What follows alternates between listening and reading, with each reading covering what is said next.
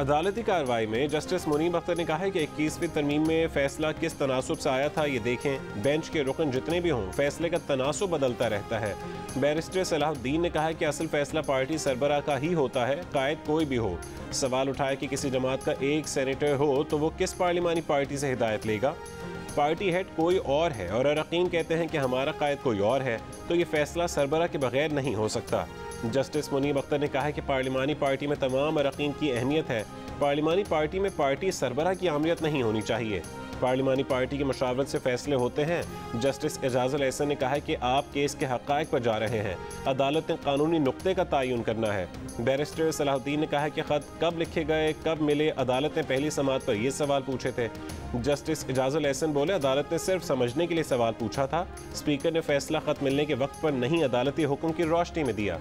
Justice Ejazul Ehsan ने पूछा क्या अदम एतमाद भी पार्लिमान का अंदरूनी मामला नहीं था। जस्टिस एजाजुल एहसन ने कहा कि अदालत ने तयन करना है कि वज़ीर आला का इंतखाब दुरुस्त था या नहीं। वकील इरफान कादिर ने कहा कि सुप्रीम कोर्ट के आर्टिकल 63A के फैसले में तजाद है, ऐसा लगता है कि अदालत दबाव में है।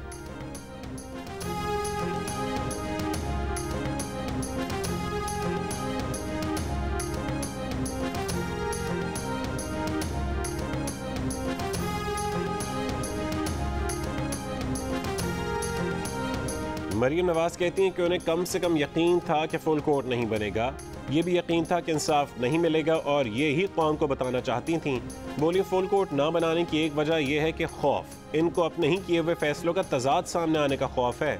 जब फैसले आइन, कानून और इंसाफ के मुताबिक ना हो तो फुल कोर्ट से खतरा रहता है। ईमानदार जजेस के शामिल होने से फैसले की खामियां मंजर आम पर आ जाती हैं। सवाल किया कि कहीं लिखा है कि पार्टी का सरबरा पार्लियामेंट का मेंबर होना चाहिए, लिखा है तो बताएं। बोली लोग जान जाते हैं कि फैसला आइन और कानून नहीं, जाती पसंद और नापसंद की बुनियाद पर किया गया है।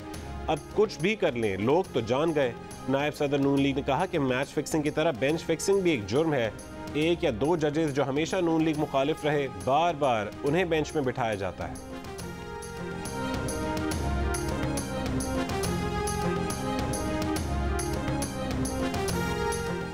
चंद मनपसंद जजेस के फैसले से तासुर मिलेगा कि इदारे न्यूट्रल नहीं, किसी के सहूलतकार बनकर किरदार अदा कर रहे हैं।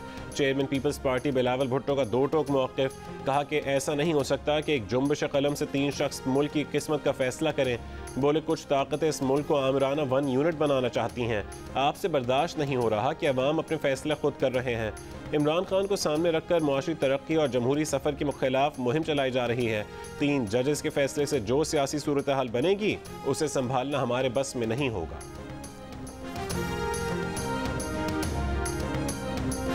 हमजा शहबाज वज़ीर आला बने या परवेज़ इलाही, इससे आसमान नहीं गिरेगा। मुस्लिम लीग क़ाफ के सरबरा चौधरी शुजात के वकील सलाहुद्दीन के फुल कोर्ट पर दलाइल मुकम्मल। बोले अवाम में अगर ये पैगाम गया कि अहम सियासी मामलात पर चंद जजेस फैसला करते हैं तो माय लॉर्ड फिर कोई शक नहीं कि आसमान गिर जाएगा। दलाइल में कहा कि अदालत ने स्पीकर के वोट मुस्तरद करने के अख्तियार पर वाज़ेह फैसला दे रखा है। अगर जलसे में अरकान को कहा जाए कि फ़लाँ को सपोर्ट करना है तो क्या ये पार्लिमानी पार्टी का इजलास तस्वुर होगा। जस्टिस एजाजुल एहसन ने पूछा कि अगर आपकी बात मान ली जाए तो क्या अरकान असेंबली डमी है।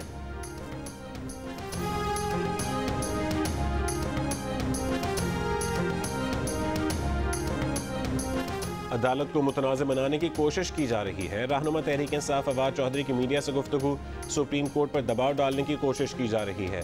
कहा कि PDM वाले दूध पीते बच्चों की तरह रो रहे हैं। बोले वज़ीर कानून आज़म नज़ीर तारुड को 2 बार दलाइल देने की ज़रूरत पड़ी, अगर आपका वकील काबिल नहीं था तो कोई और वकील कर लेते। शहबाज गिल बोले सुप्रीम कोर्ट ने बदमाशों की बदमाशी, धमकियों को मुस्तरद कर दिया।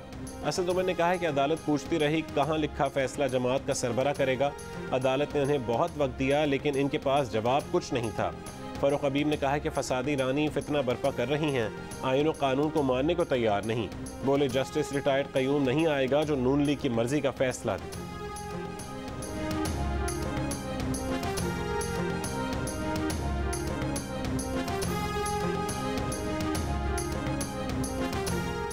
चौधरी परवेज़ इलाही लाहौर से वीडियो कॉल पर मौजूद थे। मुनीस इलाही की सुप्रीम कोर्ट के बाहर मीडिया से गुफ्तगू, बोले किसी को भी ना ज़बानी ना ही तहरीरी नोटिस दिया गया। दावा किया कि इलेक्शन से एक रात पहले दोबारा पार्लिमानी पार्टी की मीटिंग हुई थी। पार्लिमानी पार्टी मीटिंग में फैसला हुआ था कि वोट परवेज़ इलाही को ही देना है।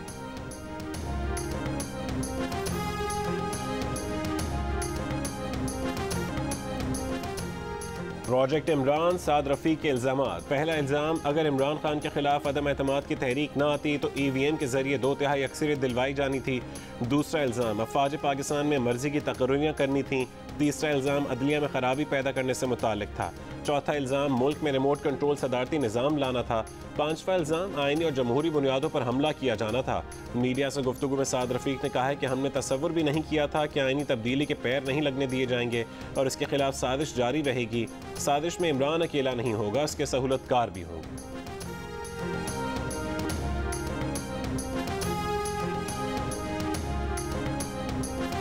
तहरीक इंसाफ सुप्रीम कोर्ट की रजिस्ट्री में दरख्वास्त लेकर गई, दीवारें फलांदी सुप्रीम कोर्ट की लाहौर रजिस्ट्री की, और कौम ने देखा कि छुट्टी के दिन रात को रजिस्ट्री खुली, रजिस्ट्रार घर से भागा भागा आया, उसने कहा जी पिटिशन किधर है?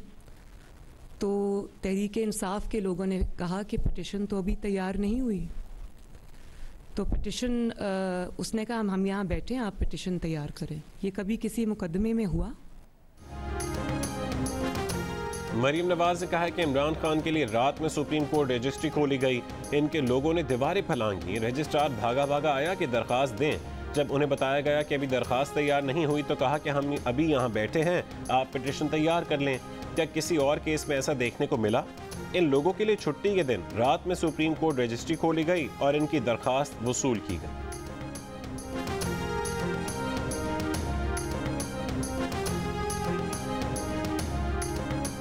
इस मुल्क की वफादारी का मजा तब आता है जब आप पे अदालती कत्ल हुआ हो। बिलावल भाई मेरे बेटे, उनके नाना की बात कर रहा हूं, और आप मुल्क की वफादारी का सबूत दिखाएं। इस मुल्क की वफादारी की बात तब आती है जब बादशाह खान 40 साल कैदोबंद गुजारते हैं, लेकिन वो कहते हैं कि नहीं भाई हम वफादार हैं। ये हुकूमत को ये पैगाम देना चाहूँगा कि अगर सुप्रीम कोर्ट या और इदारे हुकूमत के साथ इस तरह की हरकतें करती हैं तो हुकूमत अपना इख्तियार इस्तेमाल करते हुए उस मुल्क को बचाने के लिए अपने रास्ते निकाले। और ANP के रहनुमा इमल वली खान ने कहा है कि मुल्क की वफादारी का लुत्फ तब आता है जब अदालती कत्ल हुआ हो। मुल्क की वफादारी की बात होती है जब बादशाह खान 40 साल कैद काटते हैं और कहते हैं कि वो वफादार हैं। मुल्क को बचाने के लिए हुकूमत को अपने इख्तियार इस्तेमाल करना चाहिए।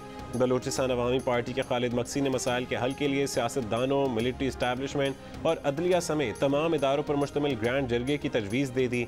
मोहसिन दावर ने कहा है कि आइन पर अमल नहीं हो रहा और हर किसी ने अपना आइन बना लिया है। काफ लीग के तारिक बशीर चीमा ने कहा है कि फुल कोर्ट की तश्कील जायज़ मुतालबा है।